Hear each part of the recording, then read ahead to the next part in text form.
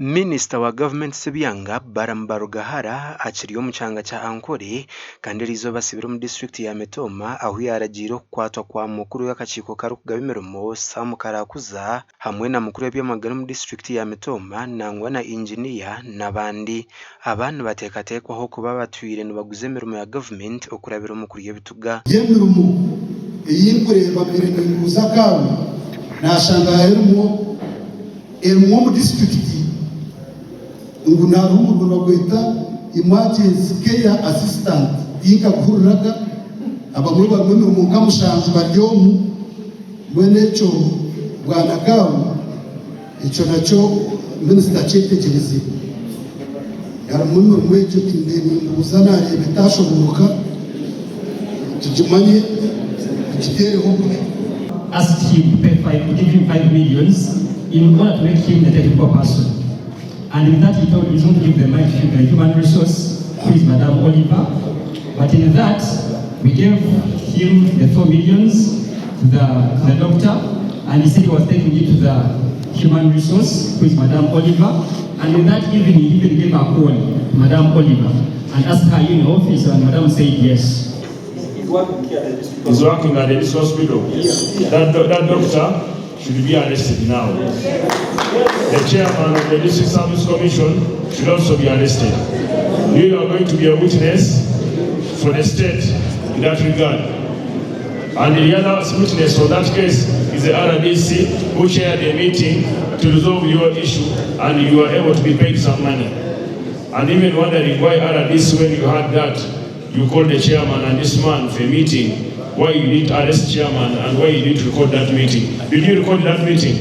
Ekiganiro eki cyahikwa mu myishengero wa Ruhinda South Arthur Kazora kandi yagambaza umuhanshonge ziteganisisha zarye. Ijo 2 weeks ago umwana witwa kumweta Nicholas aga contractor arukombekeze ibyagamye yaragaha yaza kwende senti ishaka ija hano mu Mitoma yanga kutambura inshuro yazigera hoteli yararamu bacimanya bigura hoteli bamutera bamwita esente bageraki bazitwara icyo nyine ubujuruzi abamwisera bamwe minister mbere nyeberiro tukubintrogatinga abamwe n'aba recordinga n'isumi yanjye yikeza mu yamwise ekisazize minister mukama wa hoteli yaragira mu kamera za hoteli bazihe Ruhanga story atorana mzee mutiyande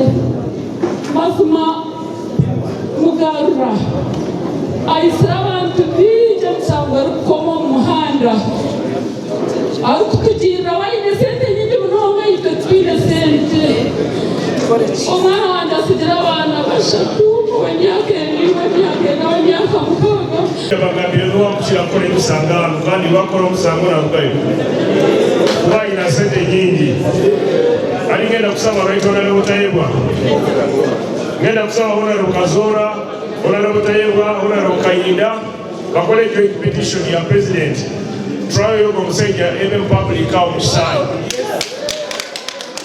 Bwa nyuma y'ebyo abayitaho mu rukiko rubayitongwitara office ya engineer hamwe no byamagara aba bafezere ngo babombekera irwaro Ertine Kirba ya mbere irwaro bakatanga ko irwaro nakandumuke bishenge n'ubuke biya bakunda karwaro baza twasa count and Toma district by then tukaba twine engineer bakumwenda asa so the neighbor of the school na Kalisha was the chairman. Let's